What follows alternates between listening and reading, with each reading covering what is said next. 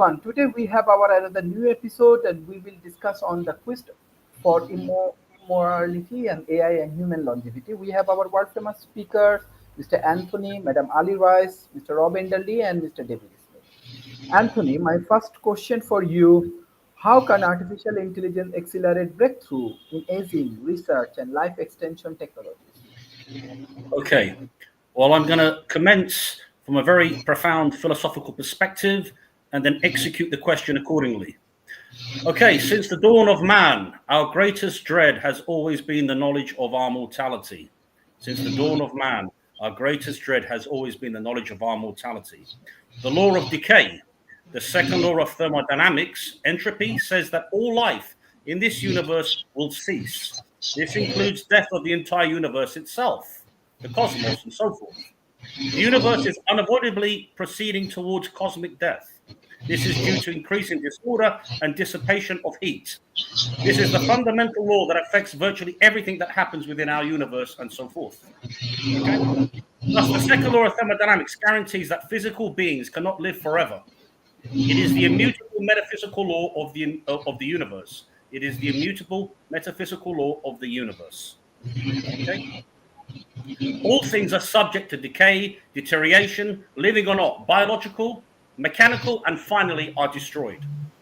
So now, with regard to your question, so the quest for immortality has always been a driving force behind human innovation. So now we're going in towards artificial intelligence, and AI is the latest tool in this, in quotes, ancient endeavor.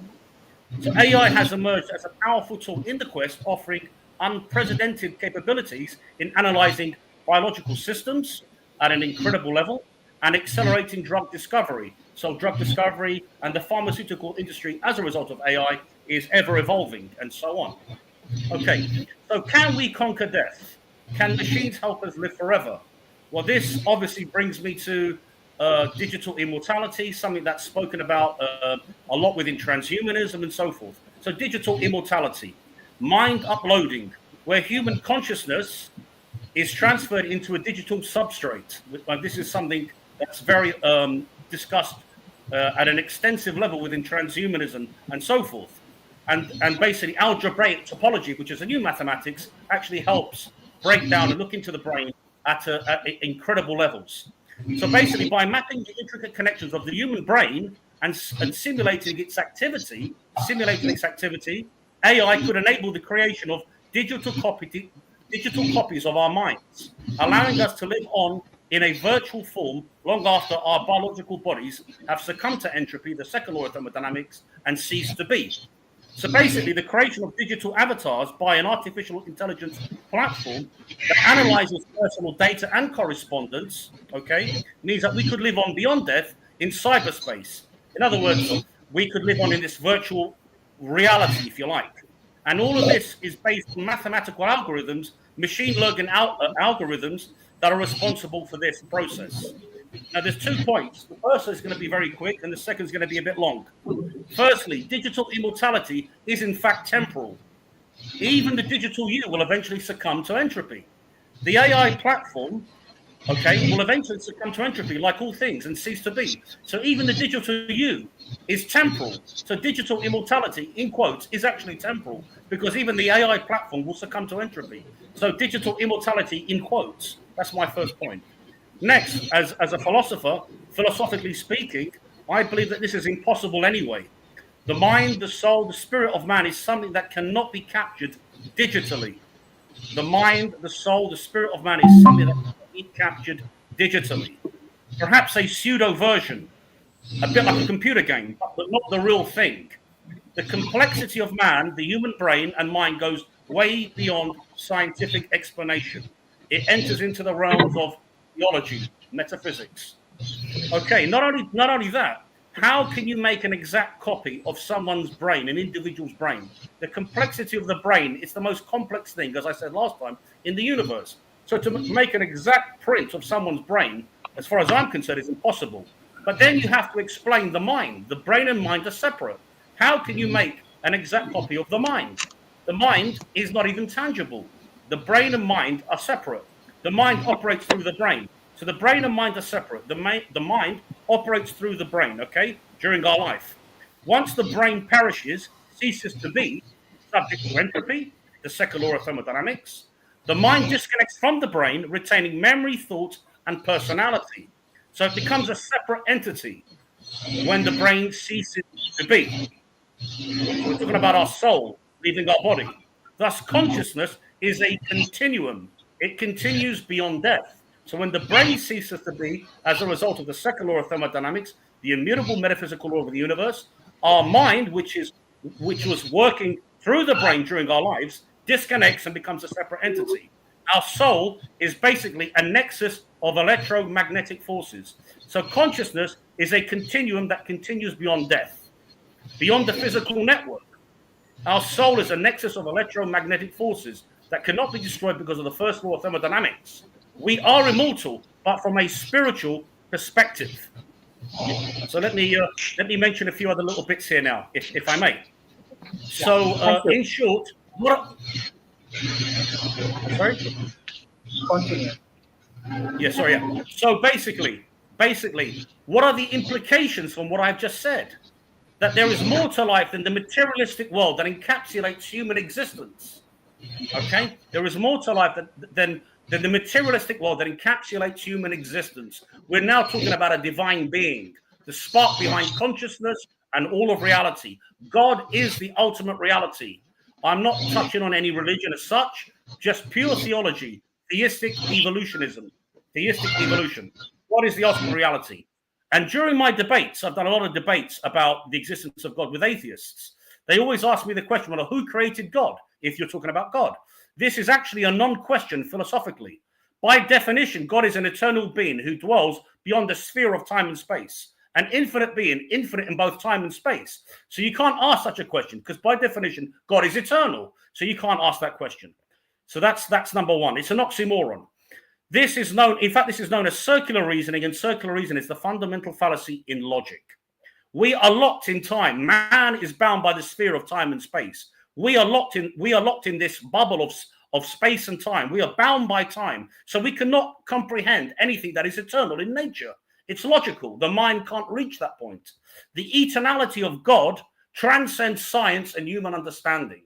We're talking about a divine being who is timeless and infinite in both time and space. Okay? I'll just mention another few points, if I may. Now, the law of biogenesis states that life can only come from life. Thus, there are two kinds of things that exist necessarily and things that exist contingently. Things that exist necessarily exist by the necessity of their own nature. Thus, it is impossible for them not to exist. We're talking about mathematical objects. The number one, number two, mathematical objects exist in this way. Numbers exist in this way.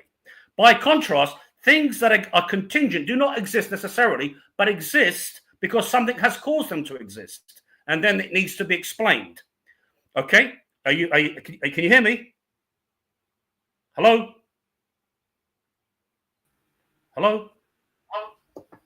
Can you hear me? We can hear you. Yeah. By contrast, things that are contingent do not exist necessarily. They only exist because something else has caused them to exist. The universe, mankind, and so on.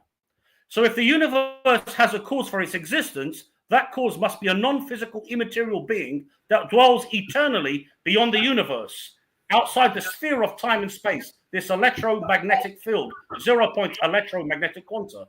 A universe composed of three independently existing worlds: mathematics, which governs the laws of nature, the material world, okay, and human consciousness. Okay, I'll repeat. A universe composed of three independently existent worlds: mathematics, which governs the behavior of nature, the material world, and human consciousness. He, God, brought the universe into existence via the laws of evolution, and slowly through evolution, life came into being with this mechanism, God being the eternal source that guides the laws of evolution. Basically, in terms of evolution, we went from physics to chemistry, and then from chemistry to biology. Incidentally, Richard Dawkins and his disciples still can't explain how genetics started. In fact, no one can. If you can't explain how genetics started, you can't really explain evolution, because evolution sits on the pillar of genetics. Evolution sits on the pillar of genetics. Now, natural selection can't get going until you have genetics. The laws of chemistry somehow have to give rise to a self-replicating molecule. That's a logical, it's logical. Once you've got that, then evolution starts. The whole evolutionary process starts. And all life comes into being. But you need to start with genetics. In short, when we're talking about evolution, we went from physics to chemistry, from chemistry to biology. Okay? So when we transition from chemical processes to biological processes, which is a quantum leap, but we still do not understand how this transition occurs, how we went from chemistry to biology. It's a gap within evolution. Even Dawkins' disciples cannot explain this. Surely God was the divine spark behind this transition from chemical process into biological process and then the formation of genetics. Surely God was the divine spark behind this process, that transition from chemical processes to biological processes, which led to the creation of genetics and all life as we know it. I could go on and on and on and on for about 20,000 years, but I'm not going to. We're going to stop here. Just last point. Finally, think about this. What is the universe? The predominant scientific paradigm does not regard the universe as a living system because it's a mechanical universe, not a dynamic, self-organizing universe, which gathers information as it goes along. What are dynamic processes? Dynamic processes are systems with feedback operations, i.e. a fractal, which results in a nonlinear evolution and local unpredictability. Hence, what lies behind the predictable mechanical processes of the universe? A mechanical universe requires a mechanism. God, who is infinite in both time and space, dwells with that beyond the sphere of time and space. Okay, now, my next point. So now we come to artificial intelligence. So the only thing that AI can do for us, given what I've just said, logically speaking, is to help us live longer. We're talking about life extension, longevity, and so forth. So basically, the potential for AI to help us live longer, healthier lives, is undeniable. There's no doubt about that. Immortality, I've already told you, that's connected to the source, the eternal source. We can never live forever, but AI can help us live healthier lives and create life extension. AI, in fact, has revolutionized healthcare, particularly in early disease detection and personalized treatment and drug discovery and so forth. It's ever evolving. So the human body is basically an intricate network of biological processes that understanding how to manipulate these processes to delay aging requires deciphering enormous data sets. And AI can help us do this. And one of the ways, or one of the things with regard to artificial... Mr. Anthony, just please finish your talk because we have many speakers. Yeah. Okay, let me make a couple of points. Just Yeah. Okay. Just 2 points. 2 points. Yeah. 2 points. No, that's one final comment, please. Final comment. I have to give opportunity. Okay. Yeah. Well, basically, one of the incredible avenues that AI has taken us is cellular reprogramming. This is basically cellular reprogramming. This is a technique that involves... Thank you. We have to give chance to other speakers. Jose, can you hear me? Jose? Yes. I am here in a very interesting subject, very important topic with many important people. So I like what Anthony is saying, even though I have several disagreements. The greatest philosopher on the planet. Talk about that. The greatest philosopher on the planet. Yes, we have many philosophers. Maybe the greatest of all time. But anyway, you can talk. Go ahead. Anthony, please give other speakers. It's okay. Go ahead. Yeah, I think Galileo Galilei was a great philosopher plus a scientist, and also even Darwin, who talked about evolution. He was a great philosopher as well. Actually, he was called a philosopher of science. So in this topic, I just want to emphasize that there is no question about immortality. I get bored when people talk about immortality. Immortality already exists. Biology discovered. Biology created it. There are many cells that are biologically immortal. There are many organisms that are biologically immortal. So when people talk about immortality, they say, well, this already exists. This is boring. This is a stupid conversation. Immortality already exists. Among cells, we have germinal cells that are biologically immortal and also cancer cells. cancer cells also discover immortality. So cancer cells are immortal, but also we have many organisms that are biologically immortal. We have hydras, we have medusas, we have jellyfish. It is very famous, the case of the immortal jellyfish. So when people say immortality is impossible, I say, what do you mean? It already exists. Biology created it. Biology discovered it. So yes, we are close to immortality. And then to the point of Anthony, if people don't want to be immortal, they can die. There is no problem. This is not forced. People who want to die, they will be able to die. Actually, I am happy to help people who want to die, because the future is for not people who want to die, is for only immortalist people. So people who want to be immortal, they will be able to be immortal. And people who want to die, they will be able to die. So those who want to die, no problem. You will die. Actually, it will be okay if you die. But people who want to be immortal, also, you will be able to become immortal and not to die. So it's very simple, very mathematical, simple. And again, this is happening in the next 10 years. So I hope people don't want to die. But if you want to die, you are free to die. You are free to die yourself, and don't kill other people with you. So that's anyway my comment. We are close to immortality, and we have two people. The people who want to die, they might die. Actually, it's okay.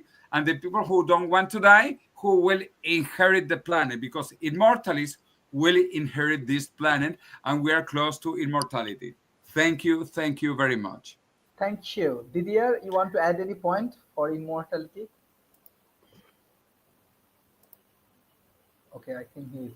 You said Yeah, yeah. no. Well,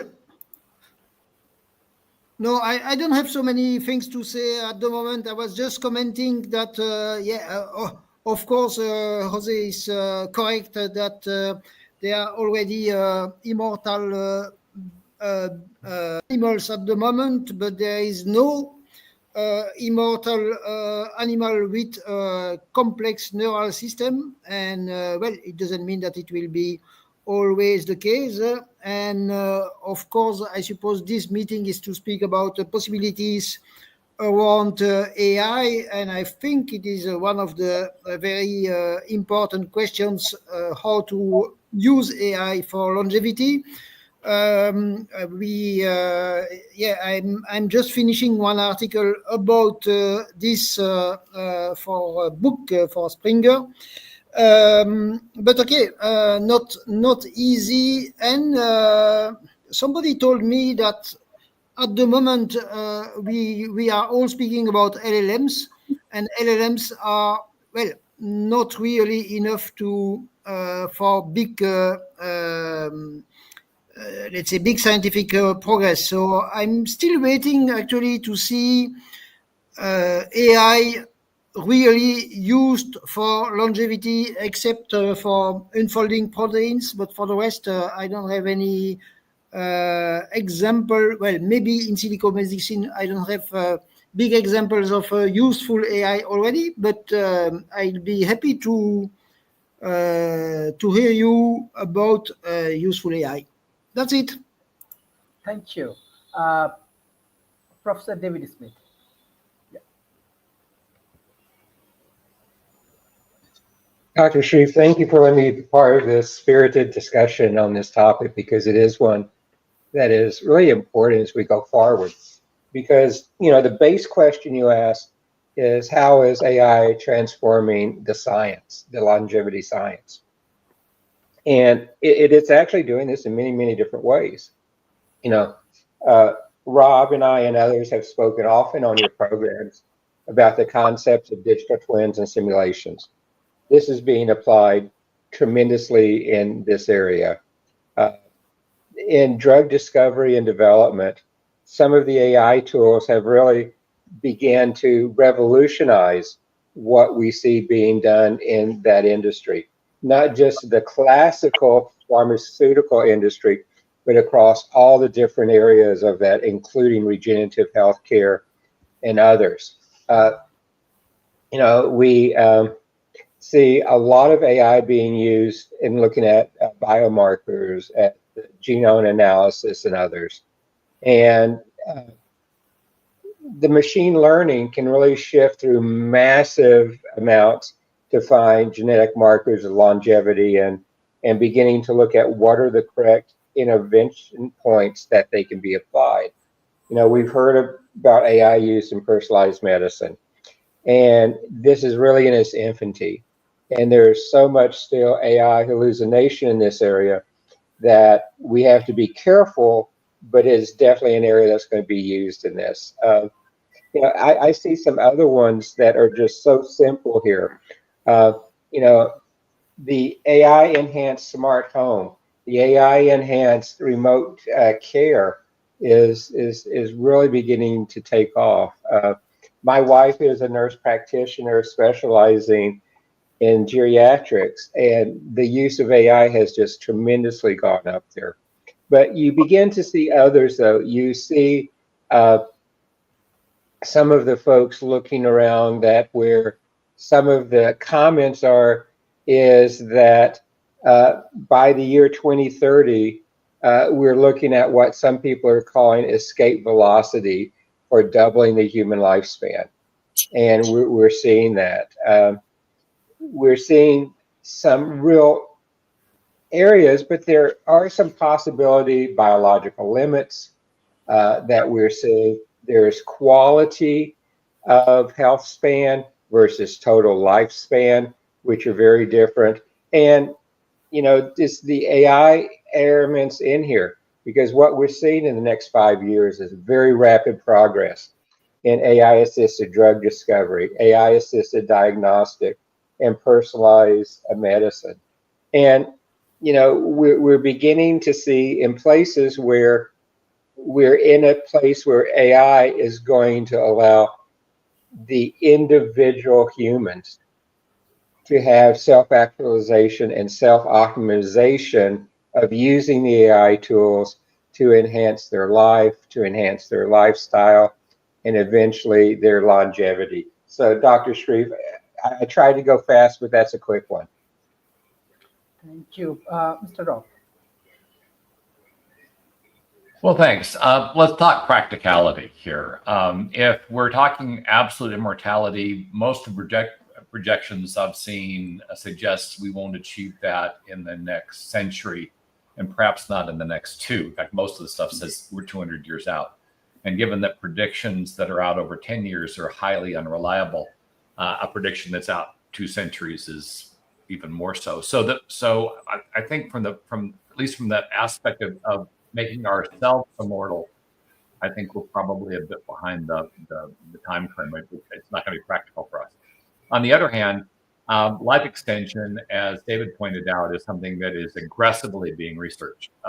Google's Clico and Alto Labs from Jeff Bezos are getting down to fully understanding the underlying biological elements of aging. I think I was reading an article the other day that it indicated that the aging, the aspects of aging are actually communicated through the body, which means they could be slowed if we can figure out the underlying mechanism.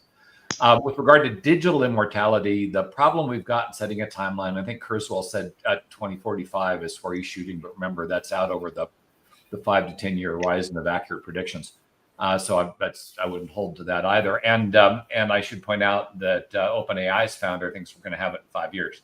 It's within the 5 year threshold. So you're saying, okay, that could be more accurate. But again, I think he is more talking about the creation of a twin than the movement of the mind to a digital environment. And the issue is, and I think Anthony pointed this out well, we don't really understand what the mind is. And if you don't understand a thing, you can't move a thing.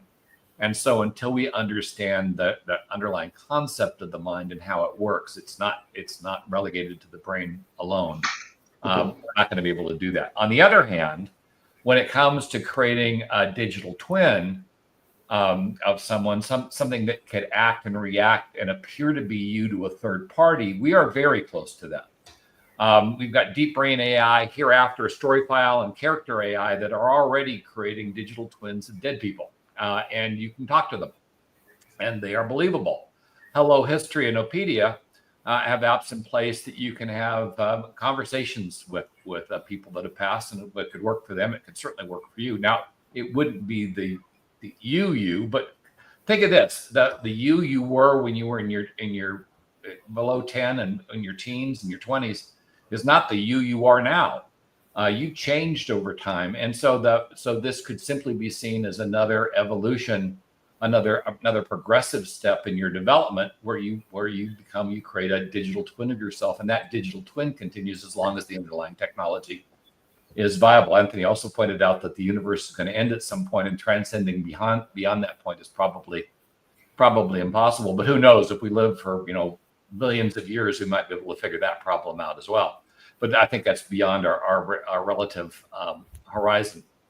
Google founder Sebastian Thrun has been a huge voice in terms of speaking about digital mortality. And Google, DeepMind, and University of Colorado Boulder have published research on generative ghosts, which are basically digital twins of us. And so, and I should point out, going back to religion, a church in Lucerne, Switzerland, has Deus in Machina, an AI program trained in theological texts that instead of talking, did not find anything.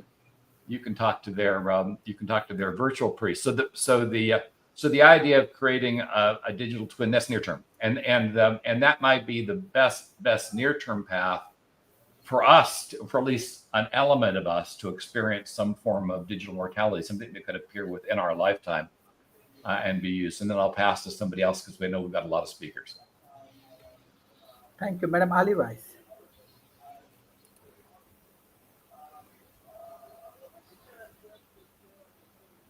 Can you unmute, please? Sorry. Okay. So, in my research that I did, there's a holy trinity of taking care of yourself, and it's sleep, diet, and exercise. And I also think genetics and environment play a massive role as well. So essentially, and for me as well, the environment you're in, the empowerment you have, and the engagement you have in life are all crucial to that spirit of energy. And I know some of my friends are in their 90s. And the thing is, they've got the same spirit that I knew them. When I used to work, one of them was the matriarch of camp, and she was in her late 60s when I first met her. So essentially, I think that kind of reason to be and like magic is one of the things that really is indicative of that kind of life force and energy. I've done yoga since I was 14, and it's one of the things that keeps me probably young, but really grounded. And also, I think, it's what you kind of take in, is it what you eat, what you watch, the things that you do either have a positive impact on you or a negative. So I think the thing is that, first of all, we need to tap into our own potential. And that's also kind of mind, body, and spirit. And the three things, actually, going back to what Anthony was talking about, is the mind, body, and spirit is really important to interconnect in everybody. And that kind of worthiness as well. So I think the thing is that society is very good at kind of causing division, and we all have worth, and we all should. And the thing is, the education system also kind of delineates that thing, so that there's people that feel worthy and people that feel like they're not. And there's people that feel like they can, and there's people that feel like they can't. And essentially, I think that's to do with the way that you're nurtured. And it comes from the foundation level of your family as well. And for me as well, because I'm quite a spiritual person and have been on a spiritual quest, since I went to the States when I was only 21. And it's really fascinating that my experiences have been that I have experienced other realms. And I know that in other, tribes, people and things like that they're used to seeing apparitions and spirits. And I saw a ghost for the first time when I was, I think, 12 or 13. And it was in the middle of the day. So the thing is, my daughter's always been spiritually aware. So I think the thing is that I think it's really crazy that we just base things on what we visibly see. And that also science bases everything on what we can tangibly see, when there's so much intangible in the world that impacts us. So for me, I think it's really important that we actually... So the other thing for me as well is one of our huge legacies we have as our children. And one of the things that's amazing is that my dad carries on in all of us and our children, and that I can see my dad and my brother, and he sits in the same place in the same house that my dad used to live in. So and I think it's also, I always think that there's a mission, so that there's kind of DNA missions, and and if somebody doesn't complete the mission, then somebody in the journey in their family kind of carries on. So I think the DNA is much more complicated than just markers, and that there's lots of levels of DNA that aren't even connected or even recognized, that I think. So so for me it's really exciting, and I also think you either feel old or you're not, and essentially it's up to you. You can be in denial, and there's a kind of an argument to say that time is a construct, and so a lot of the things that we value are constructs that are made to actually control us, and essentially that there is a freedom of spirit that's really, really important. So for me, that kind of spiritual energy is one of the things that kind of sustains us. And the friends that I was talking about, in fact, a couple of friends a couple that have died as well, they always said they always felt the same as they always had until they looked in the mirror. So I think one of the things about longevity really is about how we look and how our cells, how we age. As I'm sure that there's a thing actually that I've read about, that if cells replenish themselves, and actually having less food and drinking more water kind of enables cells to reproduce naturally themselves. And even this morning I saw that Elle Macpherson was diagnosed with breast cancer 7 years ago, and she chose not to have conventional treatment, and essentially she's used natural remedies to do it, and apparently she's in remission, but she hasn't had.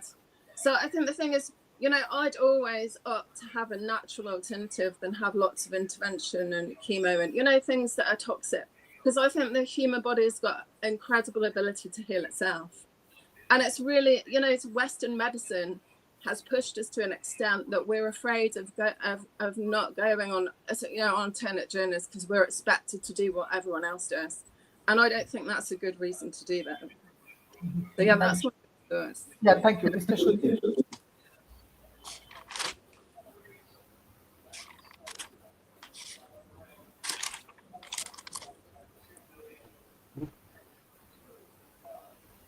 Yeah.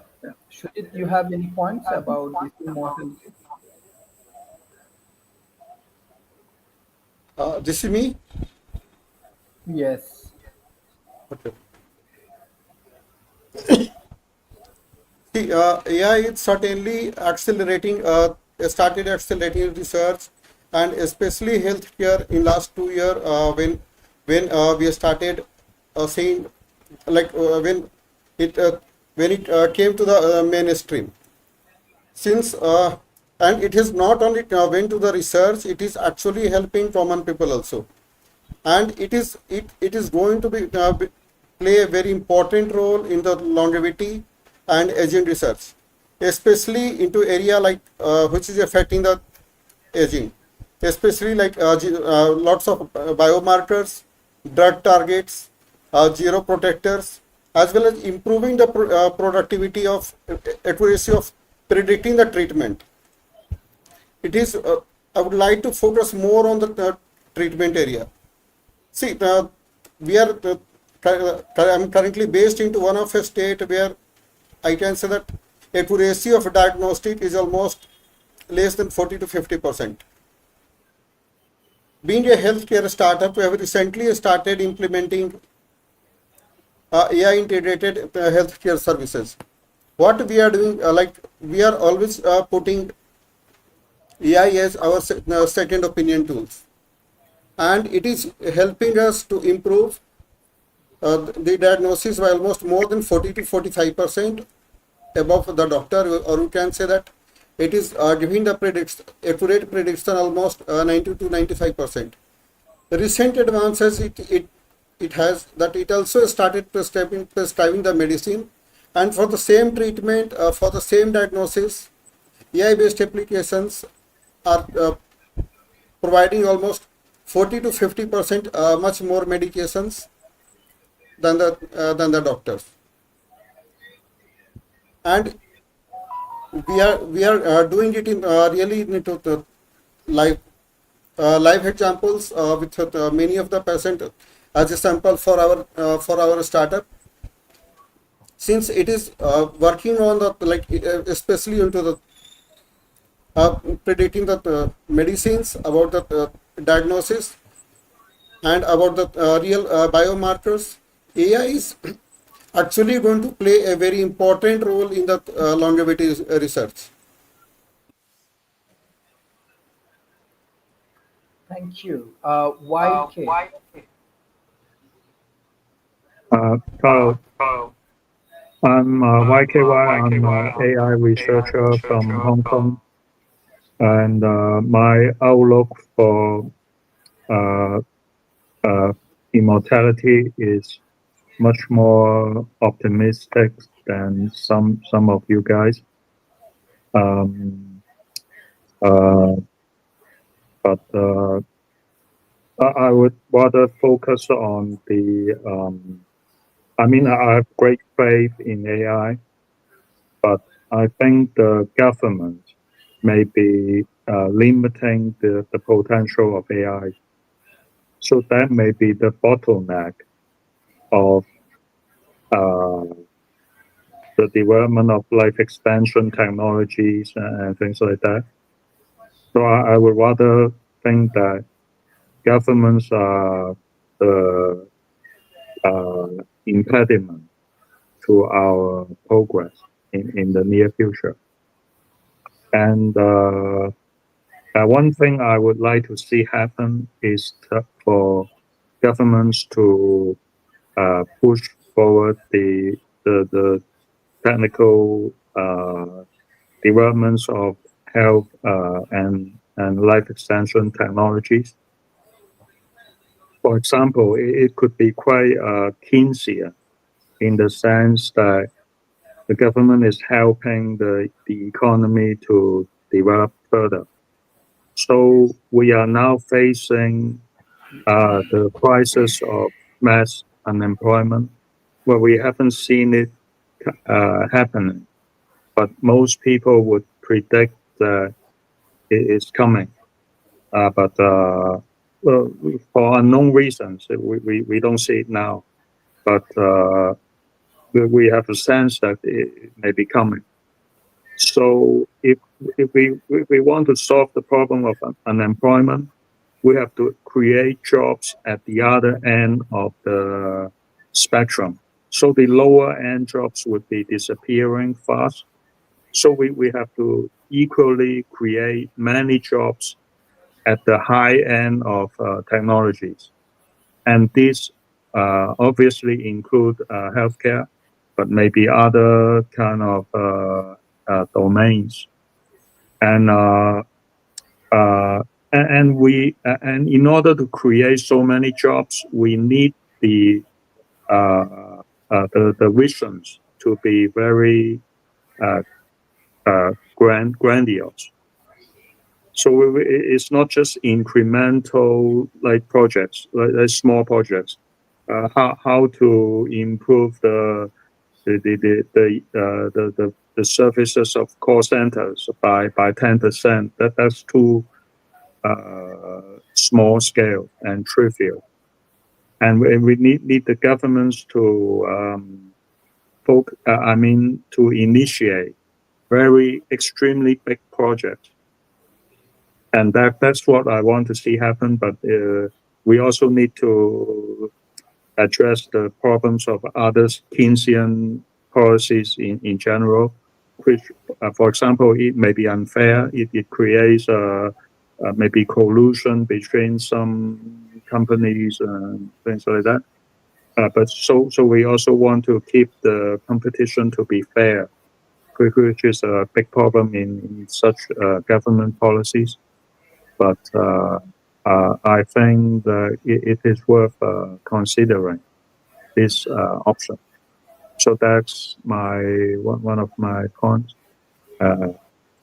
for this discussion. So I hope to hear your feedback on this. Thank you. Thank you. Thank you. Anthony, my next question for you, and you will get 3 minutes for that. What ethical consideration arise when extending human life identified through AI-driven biomedical innovation? Here is the question. Sorry, you have to repeat that. I can't hear what you're saying. Sorry, the volume is rather low. For the It's very, whole, very low. yeah, The, I don't. the question is on the screen. You can read it. Okay, well, the potential for AI to help us live longer, healthier lives is undeniable. As I was mentioning before,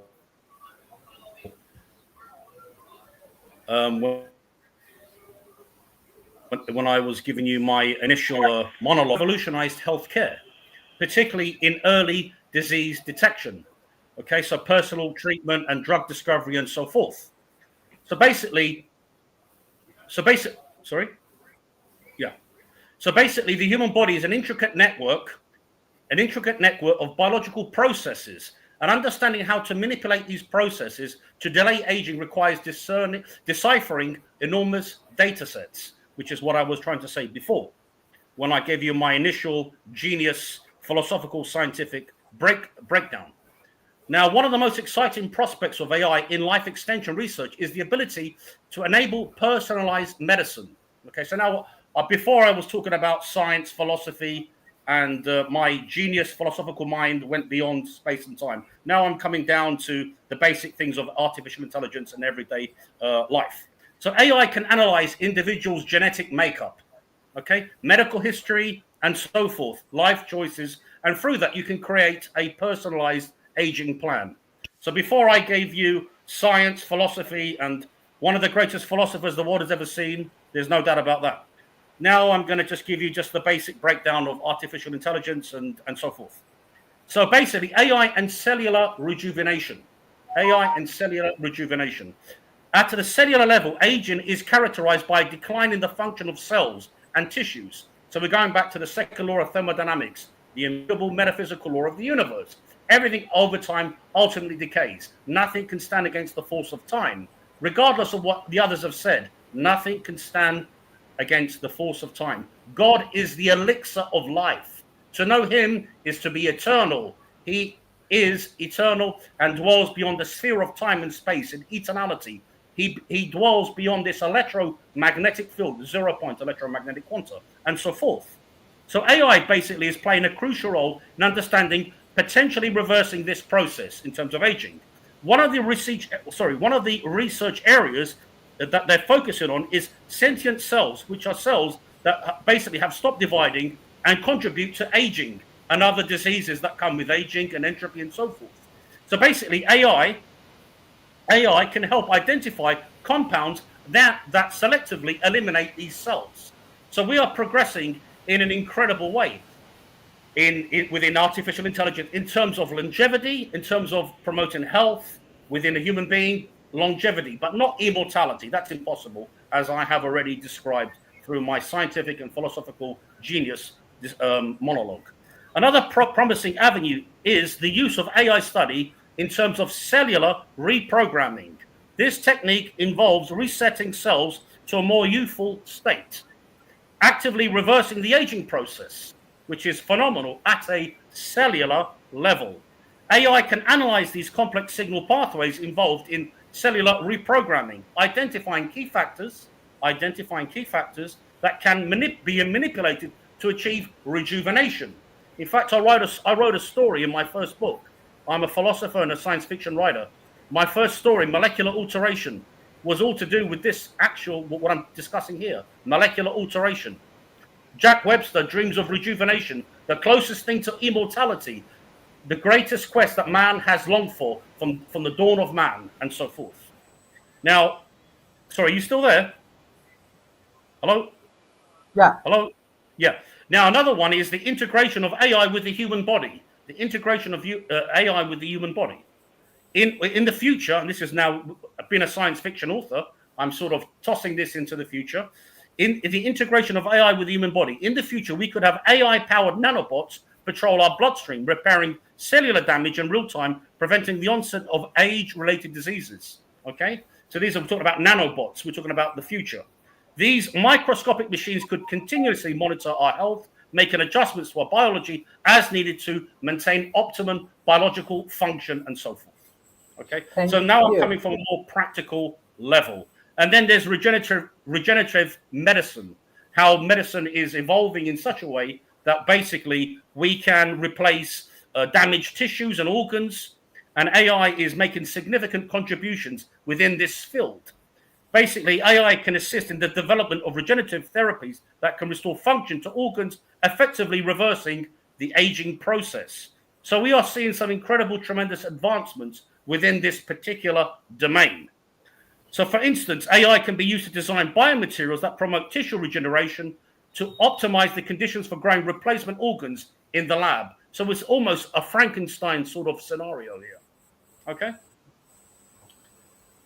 Thank you. Madam Ali Rice? Ali?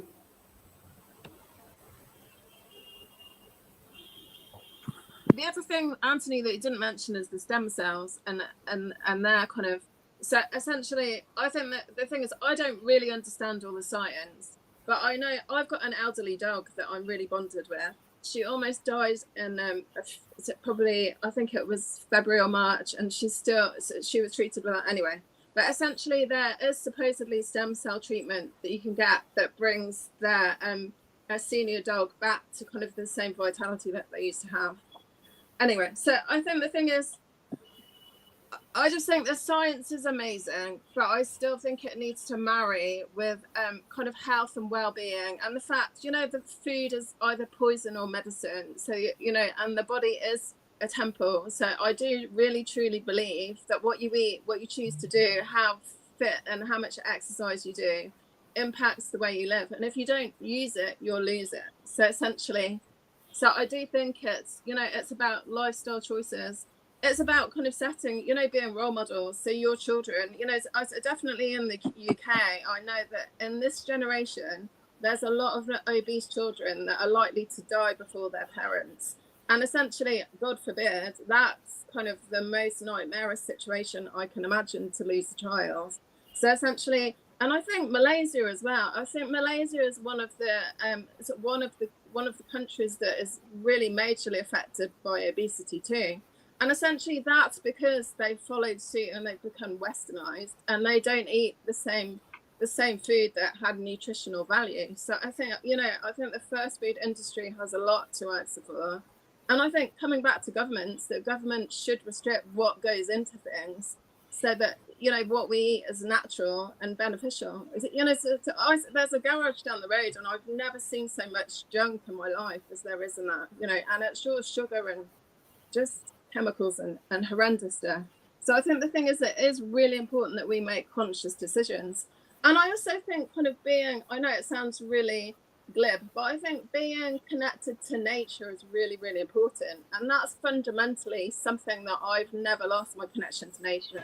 And it's really important if you stay in cities. It's obviously really easy to lose that connection with nature if you're in a city. So essentially, I've always lived in a rural area, and my children have grown up in an area where they're surrounded by trees and countryside. So that kind of connection to nature is really important.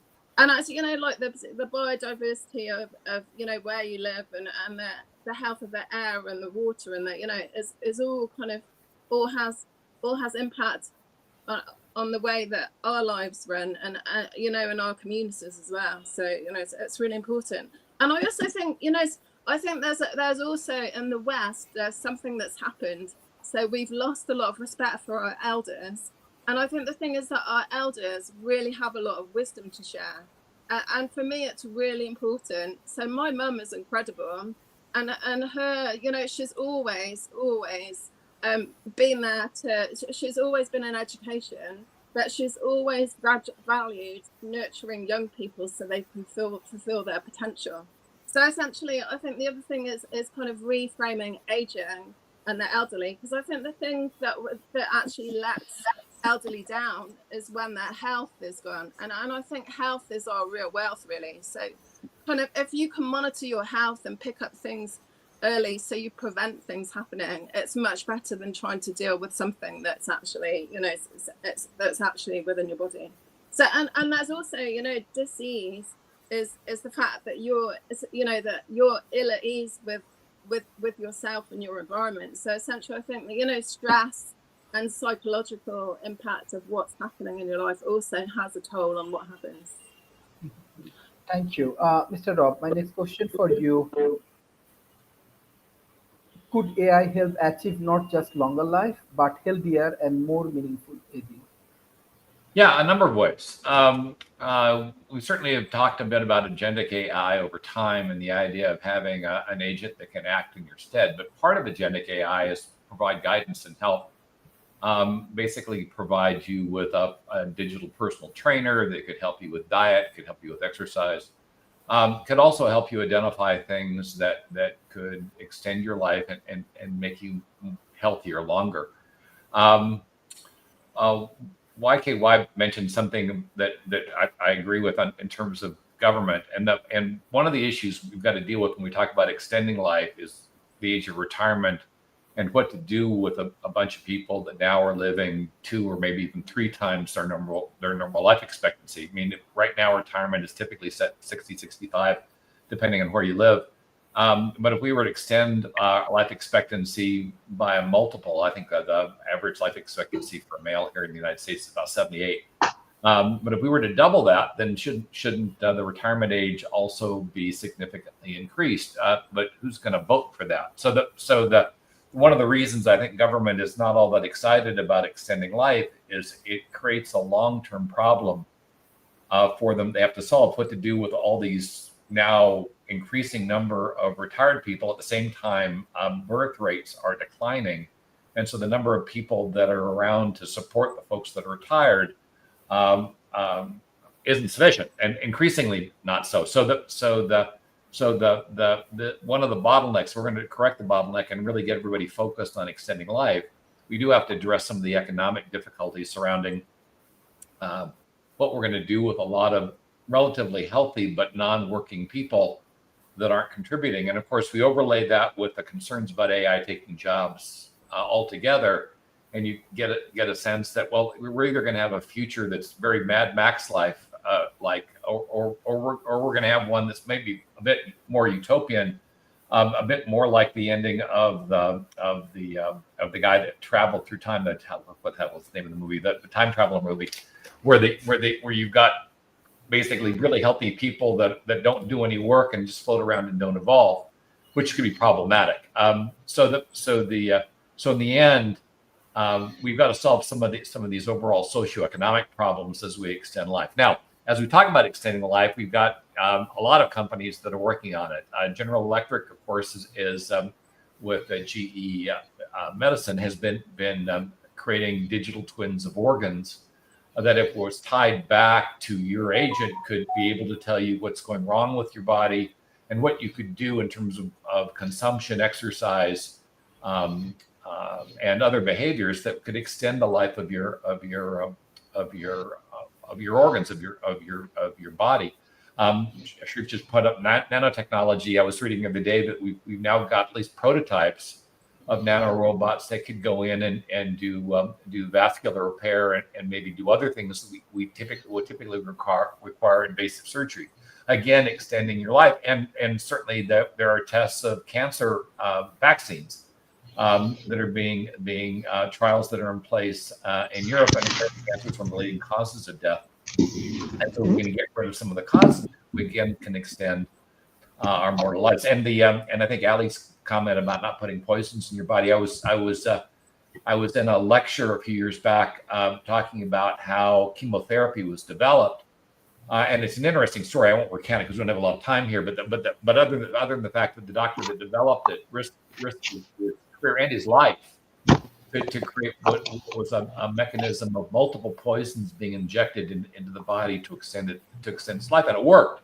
If it hadn't worked, he would have probably gotten the death penalty because he would have killed an awful lot of patients in the process. So an incredible risk, personal risk, that was done. And then we had stories of doctors that with regard to ulcer research, because he was convinced that ulcers were not resulting from stress, but was resulting from a biological source. Ingested that biological source, created the ulcer in himself, to again showcase how that was created. So some of the folks out there that historically have put their lives on the line to extend our own lives are hardly recognized. I was actually reading another story of a guy that received a fatal dose of venom, of snake venom, but instead of taking the antivenom, because he was convinced he would survive it, he sadly was wrong. He actually documented the entire experience, making it more likely that other people would survive the venom. So we've had heroes that we often don't talk about, and today we've got companies that are doing incredible work to extend our lives. But as I think to YKY's point, a lot of that stuff isn't being widely circulated or adopted because of the economic problem of what happens if you start significantly extending human life. So addressing that economic problem, I think, may be one of the main gore points that we have to deal with in order to get everybody focused on extending life and therefore allowing us to live as long as we could live. And I'll pass to David. Thank you. Mr. David, my next question for you. Could AI help achieve not just longer life, but healthier and more meaningful aging? And I think already Mr. Rob answered this question. What role will genetic engineering, nanotechnology, and AI coverage to play in reversing aging process? Well, genetic engineering, we've already seen some. Let me make sure I'm off. Hang on.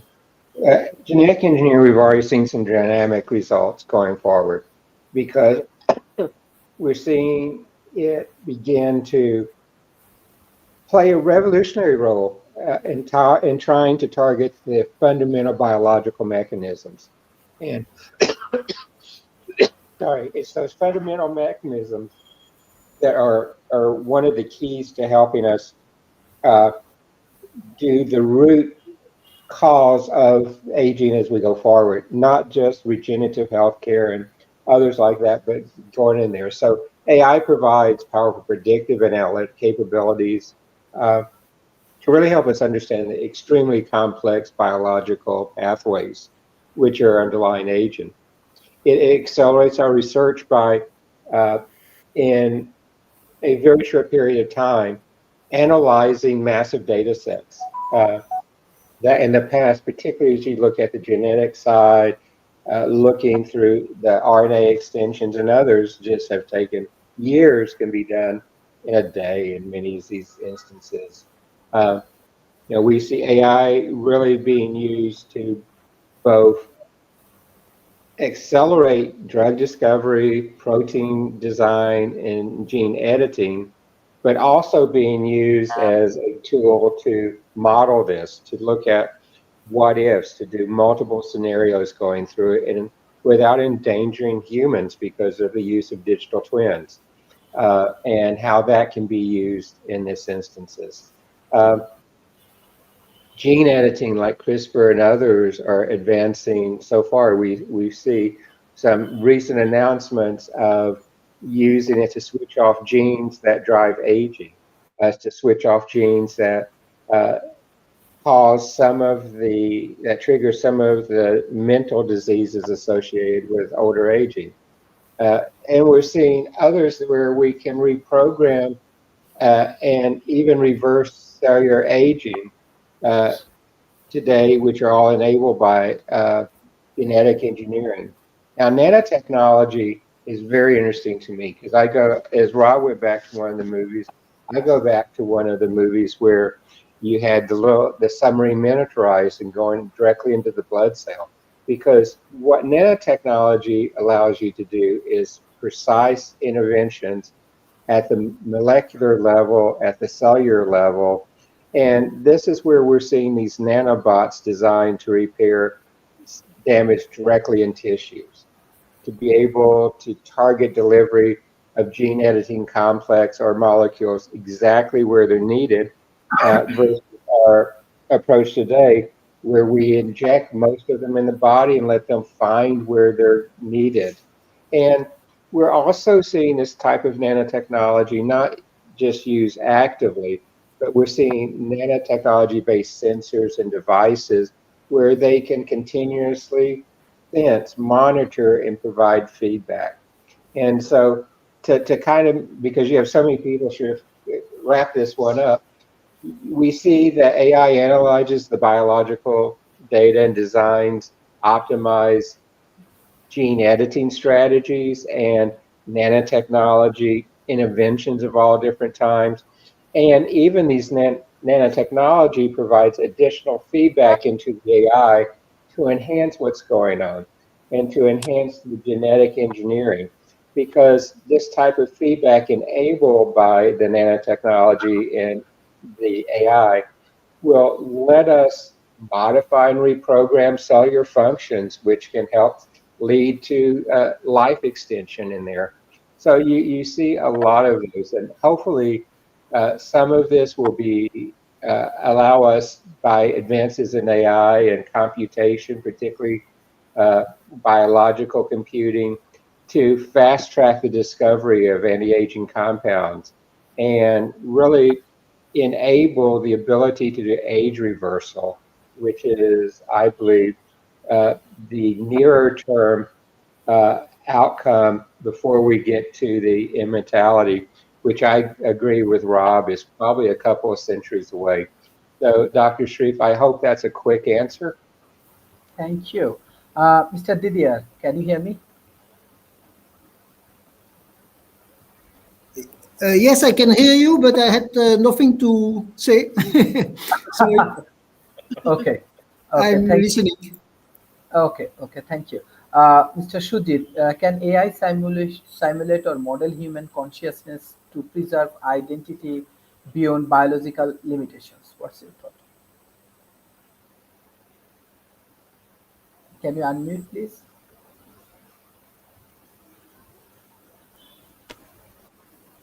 Yes, I think this is one of the area where AI is going to play a very important role, especially to preserving the consciousness.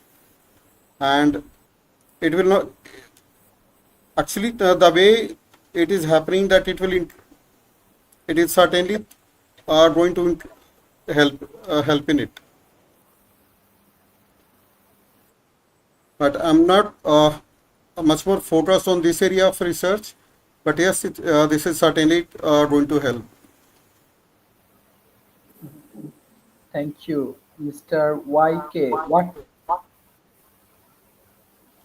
What policies and regulations are needed to ensure equitable access to AI-driven longevity technology?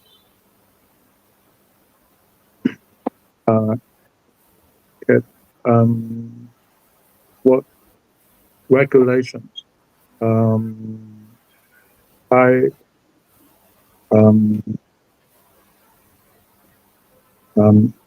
so I guess the government should start the. I have not thought about this in much detail, but I guess if the government starts something like a big initiative, uh, they have to kind of like borrow the money from the future, like figure out how that would be used to fund current projects. And this is a difficult economic problem. I guess the some instrument they can use is like patents and things like that. So you invent something in the future, and you can make sure that you get some reward. That the reward is can be expected. But the government also set the rules for the economy, so I guess there may be some innovations that can uh, so they can even change the rules to make it more probable to happen. The technologies to facilitate the technologies. Thank you. Thank you, Anthony. 1 minute for you, like everyone. 1 minute. Just closing remarks for today's session. Closing remarks. Well, I mean, I've touched on so many different aspects of philosophy, science, and so forth, and then looked at the practical dimensions of what artificial intelligence can bring us in terms of human longevity and life extension and so forth. And I've spoken about so many different things, but ultimately, it all comes down to one thing. Everything at the end of the day, is subject to entropy, the second law of thermodynamics, the immutable metaphysical law of the universe. The most important thing to understand is AI can do so much for us in terms of life extension and so forth. But when we're talking about immortality, we're talking about God, the eternal source that transcends time and space, that is infinite in both time and space. Space and time is an electromagnetic field, 0-point electromagnetic quanta. God holds the sphere of time and space in his hand, and he can see the past, present, and future in an instant. Our journey here is, in terms, when we compare it to eternity, is non-existent. In fact, the journey of life is like a grain of sand tossed into the ocean of time, swinging between a pendulum of life and death with an inevitable end. All that matters at the end of the day is morality and ethics and where we stand with God. He is the eternal source that brought all life into existence through the laws of evolution and so forth. He controls all the mechanisms of life, quantum mechanics, the laws of thermodynamics, the laws of biogenesis and so forth. All of reality and everything, science, philosophy, all things are encapsulated within God's hand. He controls all the mechanisms of life, starting at evolution and so forth. Whether we want to go into quantum mechanics and consciousness. Consciousness is the continual creation of models, feedback loops which describe a model of our place in space and time. Consciousness can only be described ultimately when we connect it to the eternal source. He is the elixir of life that brought all things into existence. Science and technology can do so much for us, but only to a certain point. But God is ultimately the ultimate reality, and to know him is to know all of reality. We will perish. All things perish. The second law of thermodynamics, entropy. The immutable metaphysical law of the universe. All things perish. Biological, non-biological, and so forth. Everything ultimately ends. But he is the eternal source that governs the behavior of energy, quantum mechanics, and so forth. To know him is to know all of reality. At the end of the day, all that matters is him. To stand before him and to live a life of ethics or morality.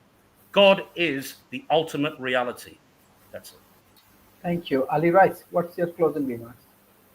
Yeah, on the back of what Anthony said, I think one of the things that doesn't die is the spirit and the energy and love as well. So essentially, I think the thing is that the way we lead our lives and the way we impact others makes a massive difference. So essentially, so all those choices, and I always go back to the ethics and the morality of things as well, because it matters. And essentially, AI still needs to be a tool, because we don't want to eradicate the human, the human consciousness or the human ability to impact the world. It needs to enhance our experience of life and enhance, the natural world, because we don't want to live a life where we've wiped out all the other species. So essentially, I think the spirit and the energy is really important too. And that's, that's kind of self-determined. That's the way our perspective on life and the way we see life as a gift. So yeah, really important. Thank you. Mr. Rock, what's your closing remarks? Sure. And talking about the things that we can affect, looking at the countries that do the best with regard to life extension, they have 4 things in common: a robust healthcare system, healthy lifestyles, strong public health policies, and a high standard of living. In ranked order, they're Monaco, Japan, San Marino, Hong Kong, Switzerland, Singapore, and South Korea. These are the countries that have the longest life expectancy, and due to those reasons that I just listed. I often think we should be looking at other countries, not in terms of economic performance, but in terms of happiness and longevity, and then making our life choices associated with what we value. And if we want to live a long time, then perhaps we all should be living in different places, because I don't think any of us live in any of those places. And so that does certainly suggest that one of the first things we need to address if we want to improve longevity is education focus. If we know more about how to keep ourselves healthy, then we're going to do a better job doing that. Those are my final comments. Passing to David. Thank you. Mr. David, what's your closing remarks for today? I agree with many of what's been said, because AI is already transforming how we understand aging, how we discover new therapies, personalized healthcare. And it's bringing us closer to healthier and hopefully longer and more meaningful lives. Yet, I personally believe it's very vital to remain grounded in realism.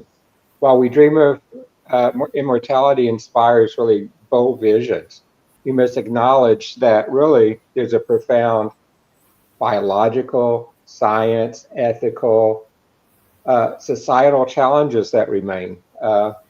And progress is not going to come real rapidly. It requires not only rigorous research and science, but also regulations and really inclusive debates about things like what is the quality of life will be. And as Rob queued up, how does that change retirement? How does that change jobs? Already today, if we look at the average person, they go through over 10 career changes during their lives. As we look at life extension, does that become 20? Does it become 30 or more? So really, it's how we do this collectively, and how do we balance innovation and shape a future where the benefits of AI-driven longevity are shared. So, the real question I think here is, how do we want to experience aging? And will we see the declines that we see today? What values should guide this pursuit? And can we harness it not to merely add years to life, but I think the fundamentally question is, can we use all these things to help us add life to our years, to our extended years, and create a more richer, balanced future life than just adding years? So thank you, Dr. Shree. Thank you, Mr. Shudip.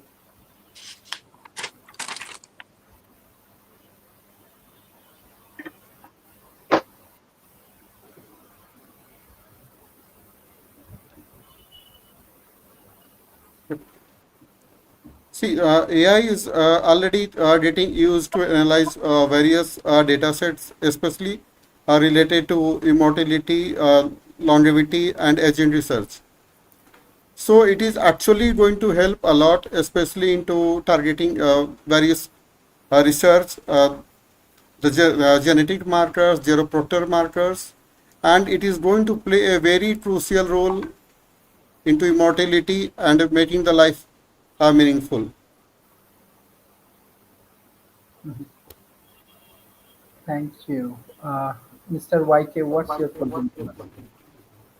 Yeah, I want to add something in response to Anthony's point that everything is perishes, and but well, if we look at one end of the phenomenon, we see that everything perishes, but on the other hand, things are being created continually.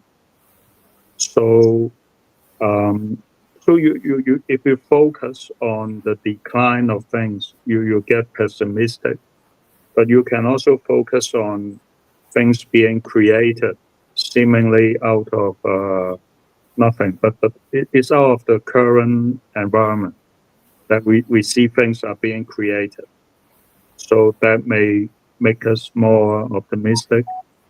And the second law of thermodynamics does not apply to life exactly, because life is not a closed system. So we have the sun giving us energy. That's not going to end. Well, that's also may end sometime, but we'll see to that. But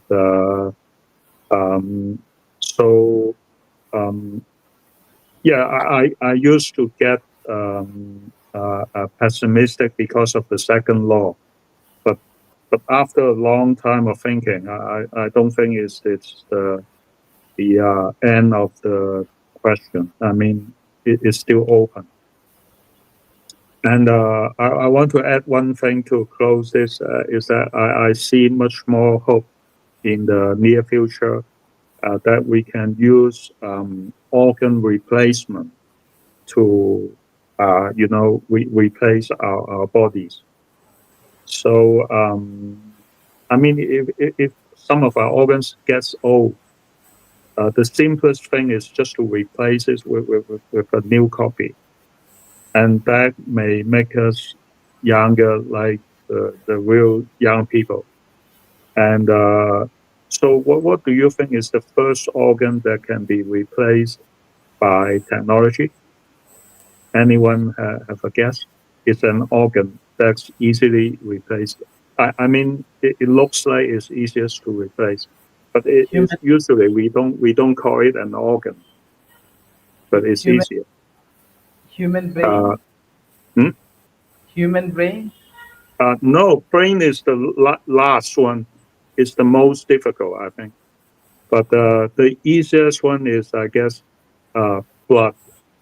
Blood is an organ, but it's also a liquid. It's kind of has no structure. And if we just analyze its ingredients, we may be able to get some new blood in ourselves. And with that, I wish you all of you good luck. Yeah. Thank you, everyone. I request all of our audience, please share our content and share with the government agency, corporation, and academia. Thank you, Mr. Anthony. Thank you, Ali Rice. Thank you, Mr. Rob, Mr. Sujit, Thank you. YK, YK, and David Smith. Thank you. Bye bye, and take care. Take care. Thank you. Thanks.